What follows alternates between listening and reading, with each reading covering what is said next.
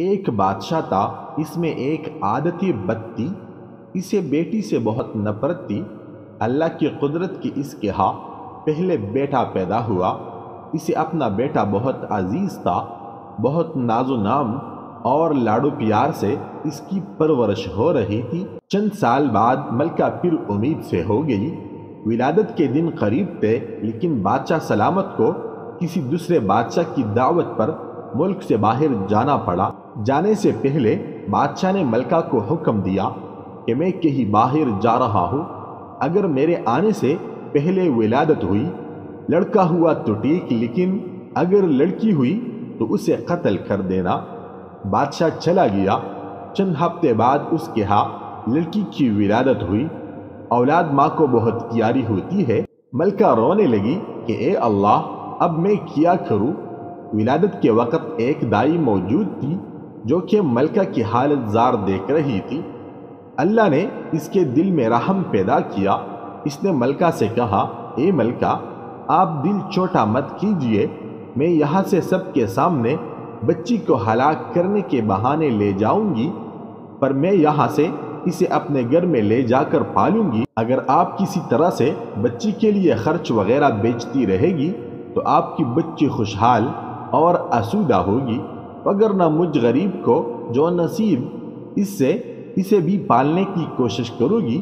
ملکہ نے کچھ سونا چاندی زیور وغیرہ بچی کی واسطے تما دیے، بچی کو اس کے حوالے کیا۔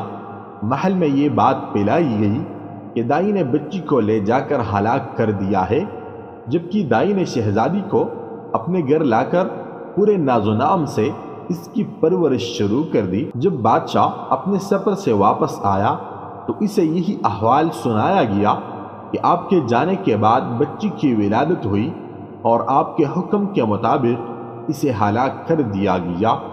بادشاہ اپنی بدعادتی کے باعث خوش ہوا۔ وقت گزرتا گیا، لڑکی بڑی ہو گئی۔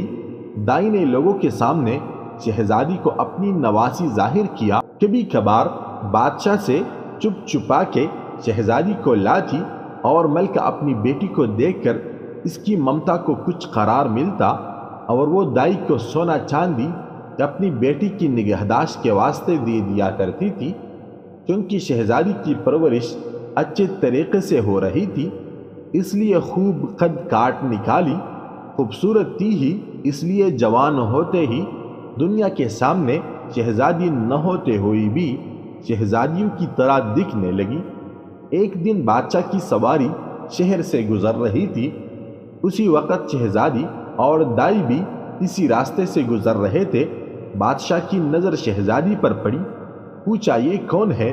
وزیر نے کہا یہ اس بیچاری عورت کی نواسی ہے۔ بادشاہ نے حکم دیا مجھے یہ بہت پسند آئی ہے، کل اس کے گھر میرے لیے رشتہ لے کر جانا۔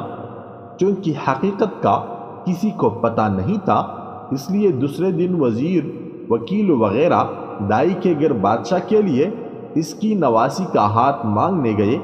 اب دائی کے اوسان خطا ہو گئے کہ یا اللہ اب کیا کروں؟ اس نے صاف انکار کرتے ہوئے کہا میں ایک غریب ہوں، میری نواسی بادشاہ کے لائق نہیں، اور نہ ہی بادشاہ کا کسی غریب سے رشتہ جوڑنا صحیح ہے، اس لیے دوبارہ اس سلسلے میں میرے گھر مت آئیے گا۔ بادشاہ خود تو نہیں آیا، لیکن دائی کے گھر رشتے کے لیے بہت سے بندے بھیجے۔ سب نے دائی کو بہت منت سماجت کی، لالچ دی، دونس دی، دھمکی دی، لیکن دائی ٹس سے مس نہیں ہوئی۔ تب بادشاہ نے حکم دیا کہ دائی کو پکڑ کے خوب سزا دے دو تاکہ وہ رشتے کے لیے مان جائے۔ سپاہی دائی کو پکڑ کر بادشاہ کے سامنے لائے اور انہوں نے اسے خوب کوٹ کوٹ کر پیٹنا شروع کیا۔ سپاہیوں نے دائی کو کپڑے کی طرح نچوڑ کے رکھ دیا۔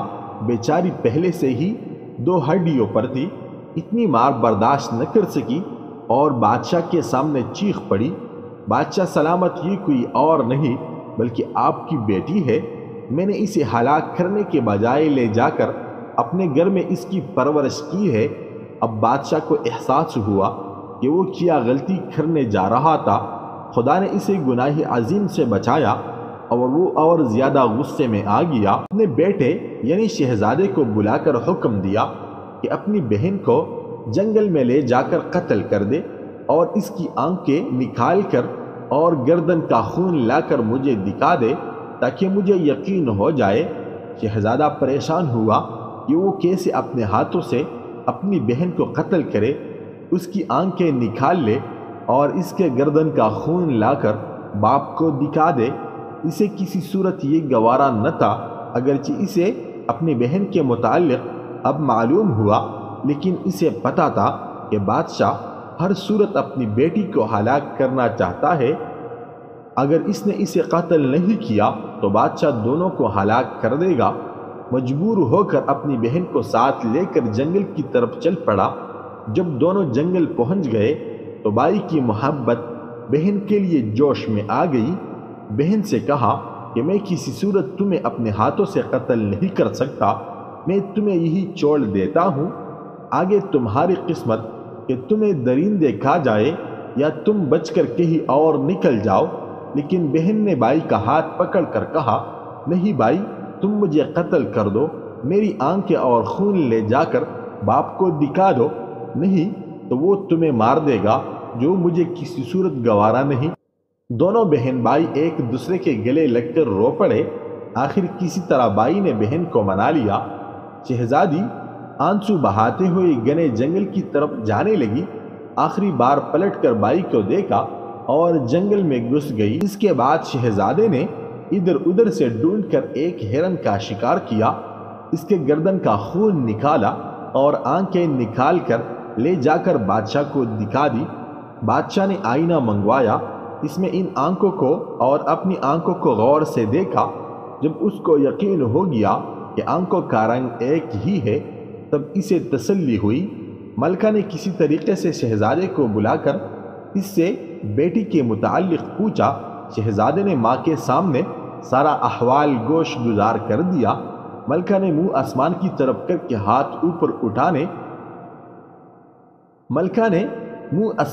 طرف کر کے ہاتھ اوپر اٹھائے اور بیٹی کے لیے دعا مانگی کہ اے اللہ، تو میری بیٹی کی حفاظت کر، اسے اپنی امان میں رکھ اور اسے کسی اچھے جگہ پار لگا۔ شہزادی جنگل میں رہنے لگی اور بھوک مٹانے کے لیے جنگلی پھل پھول بوٹی کھا کر اپنا وقت گزارنے لگی۔ اس دوران بہت سا وقت گزر گیا۔ جھاڑیوں کانٹوں سے الجھ کر اس کے بوسیدہ کپڑے تار تار ہو گئے۔ آخرکار اس کے بدن پر کوئی کپڑا نہ رہا۔ ایک دن کسی اور ملک کا بادشاہ اپنے لشکر کے ساتھ اس جنگل کے راستے سے گزر رہا تھا۔ اتفاقاً بادشاہ اسی طرف جا نکلا جدھر شہزادی تھی۔ جب شہزادی کی کانوں میں کسی گھوڑے کی قدموں کی آہٹ پڑی تو جلدی جلدی کسی گھنے درخت پر چڑھ گئی اور اس کے بڑے بڑے پتے توڑ کر اپنی ستر پوشی کر کے چپ کے بیٹھ گئی۔ بادشاہ بھی آ کے اس درخت کے نیچے ٹہر گیا۔ درخت گنا اور سایہ دار تھا۔ ایک طرف اپنے گھوڑے کو باندھا اور درخت کے سائے میں کپڑا بچھا کر تھوڑی دیر سستانے کی خاطر لیٹ گیا۔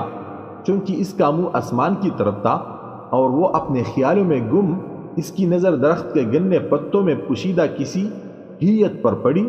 وہ اچل کر کھڑا ہو گیا اور بلند آواز سے کہنے لگا، اے اللہ کی مخلوق، تم کوئی پری ہو، فرشتہ ہو، جن ہو یا کوئی انسان، جو بھی ہو اپنے آپ کو ظاہر کرو، میں تمہیں کوئی نقصان نہیں پہنچاؤں گا۔ شہزادی نے پکار کر کہا، اے مسافر، میں ایک لاچار لڑکی ہوں، میرے جسم پر کپڑے کے نام پر کچھ بھی نہیں ہے، اگر تم اپنے نیچے بچھے چادر کو میری طرف پھینک دو تاکہ میں اسے ڈام کر نیچے اتروں اور تم سے بات چیت کروں۔ بادشاہ نے اپنے نیچے بچھے کپڑے کو اٹھایا اور اس کی طرف پھینکا۔ شہزادی نے اسے کپڑے سے اپنے جسم کو خوب اچھی طرح ڈانپا اور درخت سے اتر گئی۔ جب بادشاہ نے شہزادی کو دیکھا تو اس کے حواس گم ہو گئے۔ اس کے پورے ملک میں کوئی اتنی خوبصورت لڑکی نہیں تھی۔ پوری دل و جان سے شہزادی پر فریفتہ ہو گیا۔ جٹ شہزادی سے کہا، میں ایک بادشاہ ہوں، اگر تم برا نہ مانو تو میں تم سے شادی کر کے تمہیں اپنی ملکہ بنانا چاہتا ہوں۔ اندھا کیا چاہے دو آنکھیں۔ شہزادی نے حامی بری، وہ بھی ایک ایسا بندہ چاہتی تھی جو اسے عزت دے بادشاہ خوشی خوشی شہزادی کو لے کر اپنے ملک روانہ ہو گیا۔ اپنے ملک میں پہنچتے ہی بادشاہ پہلے وزیر کے گھر جا پہنچا اور اسی سے کہا، ایسا سمجھو کہ یہ تمہاری بیٹی ہے، میں کل رشتہ مانگنے آؤں گا اور شادی بیاہ رچا کر اپنی امانت یہاں سے اپنے محل لے کر جاؤں گا۔ وزیر نے ادب بجا کر کہا، بادشاہ سلامت، آپ پوری طرح سے تسلی رکھیے، یہ آپ کی امانت ہے اور میری بیٹی جب آپ کا دل چاہے اسے بیاہ کر لے جائے۔ بادشاہ شہزادی کو وزیر کے گھر چھوڑ آیا۔ اگلے دن وکیل قاضی بادشاہ کا رشتہ لے کر وزیر کے گھر آ پہنچے۔ وزیر نے رشتے کے لیے ہاں کر دی۔ 1-2 دن بعد منگنی ہو گئی۔ بادشاہ شہزادی کے عشق میں سب کچھ بھول چکا تھا۔ جلد ہی شادی کا نیوتا بھیجا اور شہزادی کو بیاہ کر اپنے محل میں لایا۔ بادشاہ اور شہزادی اپنی شادی سے بہت خوش تھے۔ اس دوران بادشاہ نے شہزادی سے اس کے متعلق کچھ نہیں پوچھا تھا۔ چند سال بعد اس کے ہاں بیٹی کی ولادت ہوئی۔ بادشاہ بہت خوش تھا۔ اس نے شہزادی سے، جو اب ملکہ بن گئی تھی، پوچھا، جبکہ اللہ تعالیٰ نے ہم دونوں کو اولاد نرینہ سے نوازا ہے، تم اب ایک بیٹی کی ماں بن گئی ہو، اب مجھے بتاؤ کہ تم کون ہو، کسی کی بیٹی ہو اور کس جگہ سے تمہارا تعلق ہے؟ شہزادی نے کسی طریقے سے بادشاہ کو ٹال دیا۔ ماہ و سال گزرتے چلے گئے۔ بادشاہ کے ہاتھ دوسرے بیٹے کی ولادت ہوئی۔ بادشاہ نے دوبارہ شہزادی سے وہی سوال دہرایا۔ شہزادی نے پھر بادشاہ کو ٹال دیا۔ آخرکار ان کے ہاں جب تیسرے بیٹے کی ولادت ہوئی تو اس موقع پر بادشاہ نے شہزادی کی حقیقت معلوم کرنے کے لیے بہت دباؤ ڈالا۔ آخرکار شہزادی مان گئی اور بادشاہ کو حقیقت بتائی کہ وہ فلاں ملک کے بادشاہ کی بیٹی ہے۔ بادشاہ کو کس طرح بیٹیوں سے نفرت تھی، اس نے کس طرح مجھے مارنے کا حکم دیا اور دائی نے مجھے کس طرح بچا کر اپنے گھر میں پرورش کی۔ بادشاہ نے کس طرح مجھے دیکھا، پھر کس طرح اپنے بھائی کے حوالے کر کے قتل کرنے کا حکم دیا۔ میں اس طرح جنگل میں خوار زندگی گزارنے لگی۔ وہاں تم نے مجھے دیکھا، مجھے اپنے ساتھ لے کر آئے اور مجھ سے شادی کی۔ جب لوگوں کو تم سے کام ہوتا ہے تو ان کے لہجے میں روح افزا اتر آتا ہے۔ جو لوگ ہمیشہ دوسرے کے کاموں کے اندر کیڑے نکالنے میں لگے رہتے ہیں، یقین جانو ان کا اپنا کوئی کام بھی سیدھا نہیں ہوتا۔ آج کے معاشرے میں حج کرنے کے بعد اکثر لوگوں کے نام کے ساتھ حاجی لکھنے کے علاوہ کوئی اور تبدیلی نظر نہیں آتی۔